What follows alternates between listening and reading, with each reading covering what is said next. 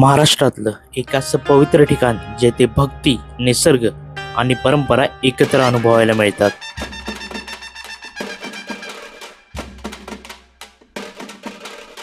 कोल्हापूरच्या वायव्येला फक्त 18 किलोमीटर अंतरावर वसलेलं वाडी रत्नागिरी येथील प्रसिद्ध ज्योतिबा मंदिर. विशेषत चैत्र यात्रेत येथे गुलालाची उधळण आणि संपूर्ण परिसर भक्तिमय रंगात न्हाऊन निघतो. 3120 फूट उंचीवर वसलेले हे मंदिर लाखो भक्तांची श्रद्धा आणि विश्वासाचं प्रमुख केंद्र आहे. चला तर मग सुरुवात करूया ज्योतिबा मंदिराच्या या अद्भुत प्रवासाला. शेवटपर्यंत सोबत राहा.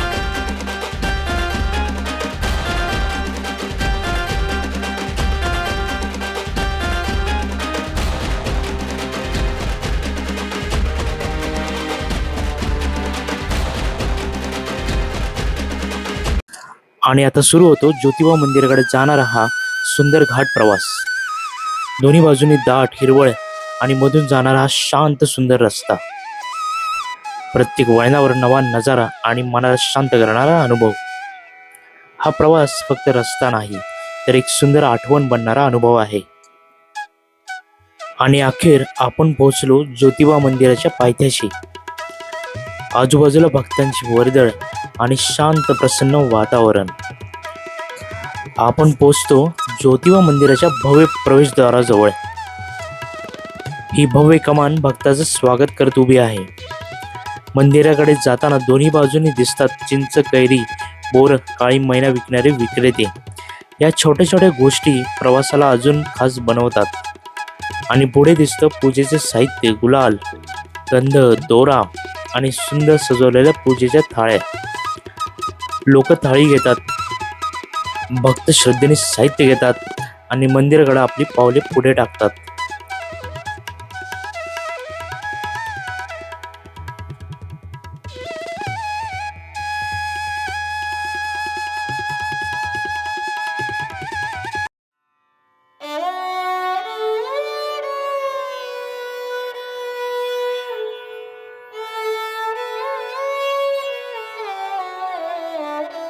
मंदिराकडे जात असताना या उतरत असणाऱ्या पायऱ्या मंदिराच्या जवळ आपल्याला नेत असतात.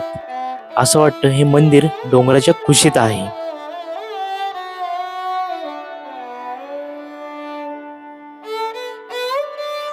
आणि आता आपण पोहोचलो ज्योतिबा मंदिराच्या मुख्य ठिकाणी. भव्य रचना आणि मनाला शांत करणारा सुंदर परिसर.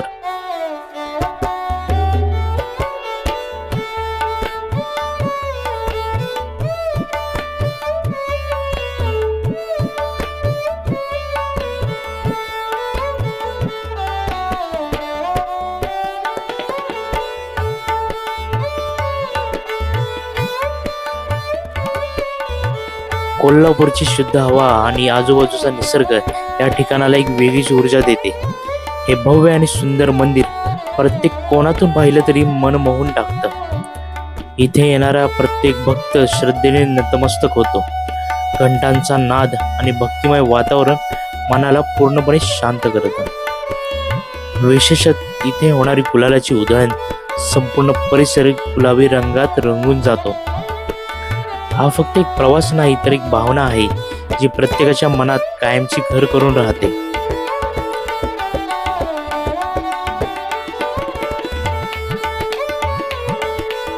ज्योतिबा मंदिराचा हा सुंदर परिसर खरोखरच मनाला मोहून टाकणारा आहे. आणि एकदा इथे आलात तर पुन्हा पुन्हा यावंसं वाटतं.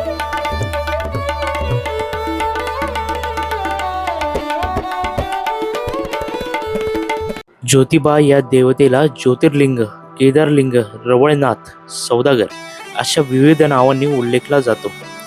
ज्योतिबा हे ब्रह्मा, विष्णू, महेश, जमदग्नी ऋषी आणि 12 सूर्य यांचा तेजपुंज अवतार आहे.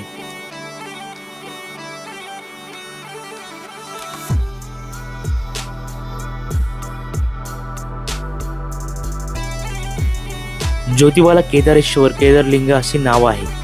सपाट प्रदेशात 1000 फूट उंचीवर शंखाकृती हत्तीच्या सोंडेसारखा पसरलेल्या ज्योतिबाच्या डोंगराला वाडी रत्नागिरी म्हणतात. हा डोंगर पन्हाळ्यापासून कृष्णेकडे गेलेल्या सह्याद्रीच्या फाट्याचाच भाग आहे.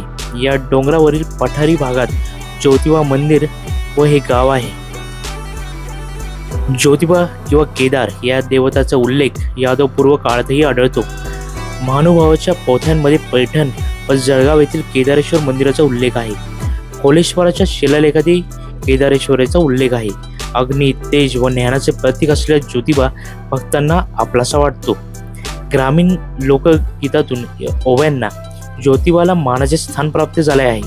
देवामंदी देव ज्योतीला लय मोठा, चैत्याच्या महिन्यात त्याच्या फुललेल्या चारी वाटा. आपण जाणून घेऊया श्री ज्योतिबा यांची कथा.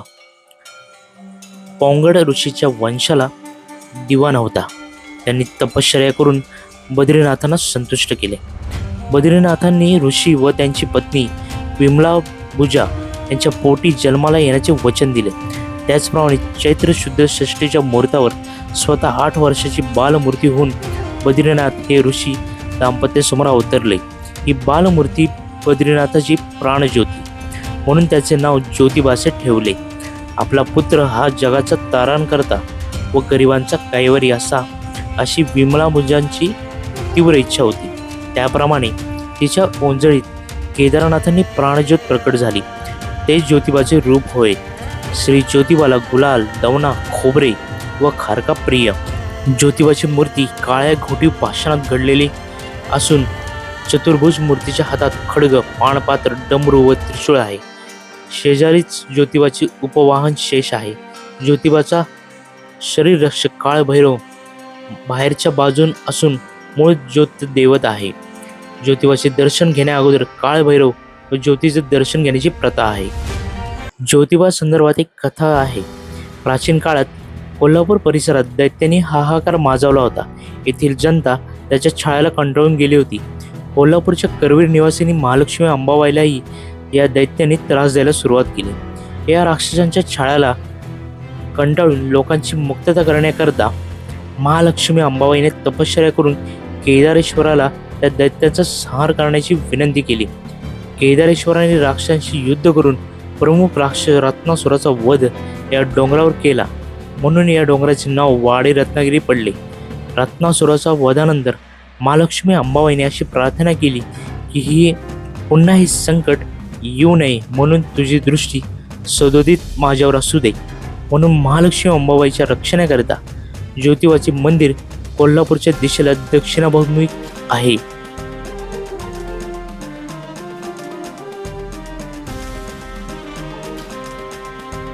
श्री क्षेत्र ज्योतिबा डोंगरावर प्रमुख 4 यात्रा पार पडतात. त्यातील प्रमुख व सर्वाधिक लोकप्रिय असलेली चैत्र यात्रा श्री यमाई देवीस समर्पित आहे. चैत्र पौर्णिमेस दरवर्षी एप्रिलमध्ये ज्योतिबा डोंगरावर विराट जत्रा भरते. महाराष्ट्राच्या विविध जिल्ह्यातून या परप्रांतातून सुमारे 6 ते 7 लाख भाविक यात्रेसाठी येतात. यावेळी भक्तांचा विराट जनसागर आपले संपूर्ण देहभान हरपून ज्योतिबाच्या नावाने चांग भले चांग भले असा एकच जयघोषात ज्योतिबाच्या नावाचा गजर करतात आणि अवघा डोंगर याच एकच जयघोषाने दुमदुमून जातो.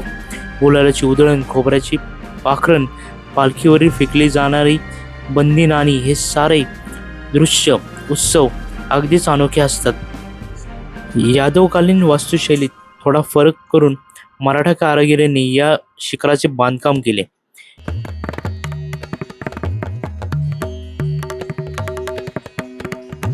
येथील मंदिर हेमाडपंथी पद्धतीचे असून तत्कालीन मराठा वास्तुशैलीचे प्रभाव येथे आढळतो. या मंदिराच्या बांधकामाकरिता याच डोंगरात सापडणाऱ्या काळ्या बेसॉल्ट दगडाचा वापर करण्यात आला होता. या देवालयाच्या प्रांगणात पारंपरिक दगडी दीपमाळा आहे.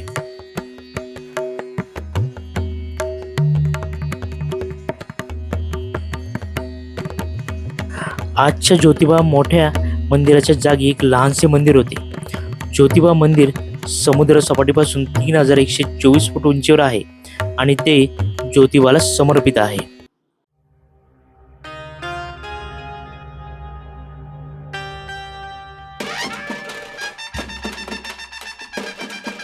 हा व्हिडिओ आवडल्यास चॅनलला लाईक आणि सबस्क्राईब करायला विसरू नका. ज्योतिबाच्या नावाने चांग भले.